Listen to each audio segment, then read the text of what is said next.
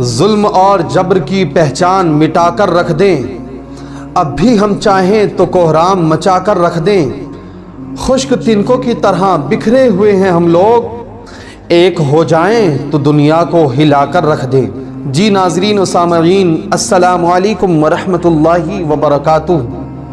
میں ارمان رضا مراد آبادی ایک مرتبہ پھر آپ کی خدمت میں حاضر ہوں۔ اللہ پاک نے قرآن مجید کے پارہ نمبر 26 کی سورہ حجرات کی آیت نمبر 10 میں یوں ارشاد فرمایا، انما المؤمنون اخوہ، بے شک سب مومن آپس میں بھائی ہیں، فاصلحوا بین اخویکم، تو اپنے بھائیوں میں صلح کراؤ، واتقوا اللہ لعلکم ترحمون، اور اللہ سے ڈرتے رہو تاکہ تم پر رحم کیا جائے۔ اور ہمارے پیارے آقا امام الانبیاء جناب محمد الرسول اللہ صلی اللہ علیہ وسلم کا فرمان ہے حدیث پاک میں، لا یؤمن احدکم حتی یحب لاخیہ ما یحب لنفسہ۔ ہمارے نبی نے ارشاد فرمایا کہ تم میں سے اس وقت تک کوئی مومن نہیں ہو سکتا جب تک کہ اپنے مومن بھائی کے لیے وہی پسند نہ کرے جو اپنے لیے پسند کرتا ہے۔ اور ہمارے نبی نے یوں ارشاد فرمایا جس کا مفہوم ہے کہ ایک مومن دوسرے مومن کے لیے آئینے کی مانند ہے۔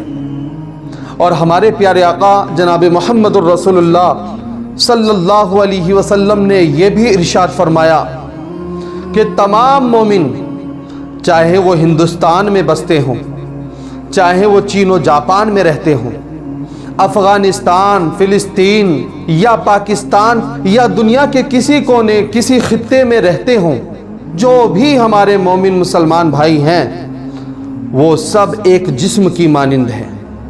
ہمارے نبی نے فرمایا تمام مومن ایک جسم کی طرح ہیں، جیسے ہمارا جسم ہے نا، اور اس جسم میں کسی عضو میں تکلیف ہوتی ہے، مثال کے طور پر ہمارے ہاتھ میں کوئی تکلیف ہے تو پورا جسم تکلیف محسوس کرتا ہے، ہمارے سر میں درد ہو جائے تو پورا جسم اس کی تکلیف کو محسوس کرتا ہے، ہمارے کسی بھی جسم کے عضو میں کوئی چوٹ لگ جائے، کوئی تکلیف ہو جائے تو پورا جسم بے چین اور بے قرار ہو جاتا ہے۔ ہمارے نبی نے فرمایا ایسے ہی مومن ہیں کہ اگر کسی مومن کو کوئی تکلیف ہو تو تمام مومن اس کی تکلیف کو محسوس کرتے ہیں، کیونکہ مومن ایک جسم کی طرح ہیں، ایک جسم کی مانند ہیں۔ پیارے آقا صلی اللہ تعالی علیہ وسلم کے پیارے دیوانوں، لیکن آج ہم اپنا جائزہ لیں، ہمارا حال کیا ہے؟ آج ہمارا مومن بھائی پریشان حال ہے، ہم خوش ہیں۔ آج ہمارے کسی مسلمان بھائی کو کوئی ستا رہا ہے، ظلم کر رہا ہے، اور ہم روکنے کی طاقت بھی رکھتے ہیں، پھر بھی نہیں میدان عمل میں اترتے، پھر بھی نہیں کوشش کرتے۔ ہونا تو یہ چاہیے کہ جہاں تک ہماری کوشش ہو تو ہمارا یہ کام ہونا چاہیے، ہمارا پڑوسی پریشان حال ہے، اگر ہم حیثیت رکھتے ہیں تو کوشش کریں اس کی پریشانی کو دور کریں، چاہے وہ مالی پریشانی ہو یا جسمانی کوئی تکلیف ہو یا کوئی ٹینشن ہو، الجھن ہو، ہر معاملے میں اس کے کام میں آئیں۔ اور پڑوسی ہی نہیں، ہمارا مومن بھائی چاہے ہمارے گاؤں کا ہو، ہمارے ضلع کا ہو، ہمارے پردیش کا ہو، ہمارے بدیش کا ہو، اور کہیں کا بھی ہو، کیونکہ سب مومن بھائی ہیں تو اس کا خیال ہمیں کرنا چاہیے، اس کی تکلیف کا ہمیں احساس ہونا چاہیے۔ کہنے کا مقصد یہ ہے اگر ہمارا مومن بھائی پریشان ہے تو ہمیں بھی اس کی پریشانی کو محسوس کرنا چاہیے، لیکن ہم کیا کرتے ہیں؟ ہم تو یہ چاہتے ہیں کہ ہم تو خوب ترقی کریں، ہمارا مومن بھائی نہ ترقی کرے، ہم تو خوب مال و دولت کمائیں، اور ہم کبھی اپنے مومن بھائی کا بھلا نہیں چاہتے۔ الا ماشاء اللہ سب ایسے نہیں ہیں، لیکن اکثر لوگوں کی تعداد ایسی ہے کہ اگر پڑوس میں کوئی مکان بنا لے نا، بالکل سچی بات کہہ رہا ہوں، درد دل بیان کر رہا ہوں دوستو، اگر کوئی پڑوس میں اچھا سا مکان بنا لے، محنت سے اس نے کمایا اور مکان محنت سے بنایا، آپ جانتے کتنی محنت سے مکان تعمیر ہوتا ہے، لیکن آج ہم اتنا حسد کرتے ہیں اگر ہمارا پڑوسی کوئی ترقی کرے نا، یہ چھوٹا سا مکان بنا لے، اس کا کچا سا مکان تھا، جھوپڑی تھی، اس نے پکا مکان بنایا صرف، और हमें हसद होने लगा, यार इसका क्यों पक्का मकान बन गया, इसका कैसे महल और मकान बन गया, इसके तो हालात बड़े खस्ता थे, ये कैसे तरक्की कर गया। तरह तरह की बातें हम करते हैं। ये सब क्या है? ये सब हसद है। और इसी हसद के बारे में हमारे नबी ने फरमाया था कि हसद नेकियों को इस तरह खा जाता है जैसे आग लकड़ी को जलाकर राख कर देती है ना, वैसे ही नेकियां बर्बाद हो जाती हैं। तो किसी से हसद ना करना चाहिए। ये बड़ी बीमारी आज उलामा के अंदर भी हसद पाया जाता है। बड़ी माजरत के साथ मैं उलामा का बहुत एहतराम करता हूँ, उनकी पाँव की जूती की खाक की मानिंद भी नहीं, लेकिन बस कहने का मकसद ये है, आपसे जो है मेरी दिली गुजारिश है कि आप हसद ख़त्म करें। स्टेजों पे आप देखें आज क्या हो रहा है, तमाशा बना के रख दिया, जलसों का तमाशा बना दिया। आए दिन वीडियो हम देखते हैं कि कभी स्टेज पे झगड़ा हो गया, कभी किसी ने मसला के आला हज़रत का नारा लगाया तो उसको रोक दिया गया, कभी मुस्तफ़ा जान रहमत पे लाखों सलाम पढ़ने पर पाबंदी, कभी कुछ। ये सब चल क्या रहा है? क्या एक मोमिन की यही जिम्मेदारी रह गई कि बस अपनी वाह वाह चाहे, अपने आप को ही अच्छा बनाकर दुनिया वालों के सामने पेश करे और किसी की अच्छाई को ना देखे, उसको नज़रअंदाज कर दे? याद रखें, हमारी शरीयत का, हमारे इस्लाम का, दीन का तो ये मिजाज है कि अपने सामने वाले भाई को अपने से बेहतर समझो। लेकिन आज हमारा मामला ये है, बड़े अफसोस के साथ कहना पड़ता है, आज हमारा हाल ये कि हम अपने आप को आला समझते हैं, दूसरे को अदना समझते हैं। हम तो ये सोचते हैं मैं अमीर, ये गरीब, मैं मालदार, ये लाचार, मेरे घर का माहौल अच्छा, फुला घर के माहौल में बड़ी खराबी है, मैं कामयाब, ये नाकाम, मैं अच्छा, ये बुरा। तरह तरह की बातें हम करते हैं, यानी हम हर बात में, हर मामले में अपनी मैं को शामिल कर लेते हैं। और याद रखो, ये बहुत ख़तरनाक है। ये आदत जो है ना मैं वाली, ये बहुत ख़तरनाक और डेंजर आदत है। शैतान इब्लीस जो कि फरिश्तों का सरदार था, उसने क्या कहा? अल्लाह पाक ने कुरान पाक में वाज़े फरमाया, जिसका मफ़हूम ये है, अल्लाह ने फरमाया तमाम फरिश्तों से आदम का पुतला बनाकर आदम को सजदा करो।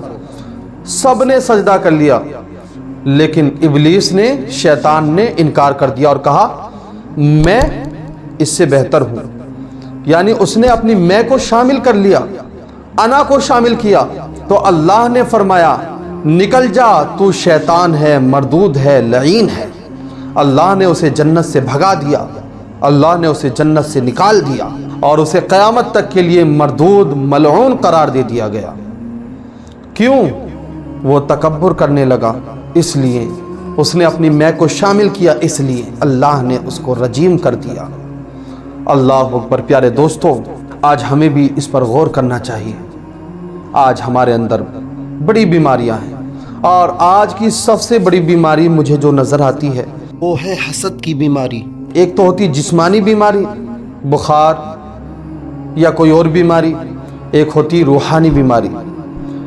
तो जिस्मानी बीमारी का इलाज डॉक्टर के ज़रिए होता है, हकीम तबीब के ज़रिए होता है, दवाई खाने के ज़रिए होता है। लेकिन रूह का इलाज अल्लाह का ज़िक्र करने से होता है। रूह का इलाज नमाज पंजगाना पढ़ने से होता है। रूह का इलाज कुरान पाक की तिलावत करने से होता है। रूह की बीमारियों को दूर करना है तो नबी पर दुरूद पाक पढ़ो, नबी से इश्क करो, कुरान से प्यार करो, तो इंशाअल्लाह आपकी रूह जो बीमार हो गई है ना, वो फिर सेहतमंद हो जाएगी और बीमारी सब ख़त्म हो जाएगी। लेकिन आज हम अपने जिस्म को तो बहुत संवारते हैं, अच्छा लिबास, अच्छा सूट बूट के साथ रहने की कोशिश करते हैं, बहुत सस्ते संवरते हैं, अपने ज़ाहिर को हम संवारते हैं। सवारो, जहाँ तक जायज़ है मर्दों को संवारना चाहिए, औरतों को जो जायज़ है संवारना चाहिए, अपने आप को अच्छा साफ़ सुथरा रखना चाहिए, क्योंकि सफाई आधा ईमान है। अत्तहुरू निस्फुल ईमान, सफाई आधा ईमान है। तो सफाई सुथराई अच्छी बात है, लेकिन जैसे हम अपने जिस्म को साफ़ सुथरा, अपने कपड़ों को, लिबास को अच्छा रखते हैं, वैसे ही हमें इससे ज़्यादा ज़रूरत है कि हम अपनी रूह को भी पाकीज़ा रखें, इसमें हसद ना आने दें, इसमें किसी का बुग़्ज़ ना आने दें, इसमें तकब्बुर ना आने दें और कभी भी अपने दिल में बुराइयों को जगह ना दें, बल्कि अच्छाइयों की कोशिश करें। प्यारे आका सल्लल्लाहु ताला अलैहि वसल्लम के प्यारे दीवानों, आज हमें ज़रूरत है कि हम एक हो जाएं, एक होने की ज़रूरत है। लेकिन आज हम अपने आप को बांट रहे हैं। कभी बिरादरियों के नाम पे बांटा जा रहा है, कभी ग्रुपबाजी, कभी पार्टी बंदी, हम अपने आप को बांट रहे हैं। जबकि कुरान ने तो कहा था चौथे पारे में, वातसिमू बिहब्लिल्लाहि जमीअन वला तफर्रकू, ए मोमिनो एक प्लेटफॉर्म पर आकर अल्लाह की रस्सी को मजबूती से पकड़ लो और फिरका ना करो, फिरके में ना बटो। ये अल्लाह का कुरान कहता है हजरात। लेकिन आज बात बात पर हम बट रहे हैं और हमारे नबी का जो फरमान है 73 फिरके हो जाएंगे मेरी उम्मत में, एक जन्नती बाकी सब जहन्नमी, बिल्कुल हक है। सब जन्नत में नहीं जाएंगे, बस एक जन्नत में जाएगा, और वो कौन है? वो अहले सुन्नत वल जमात है। अल्लाह पाक हम सबको अमल की तौफीक अता फरमाए। ना समझोगे तो मिट जाओगे ऐ प्यारे मुसलमानों, ना समझोगे तो मिट जाओगे ऐ प्यारे मुसलमानों। तुम्हारी दास्तां तक ना होगी दास्तानों में, तुम्हारी दास्तां तक ना होगी दास्तानों में।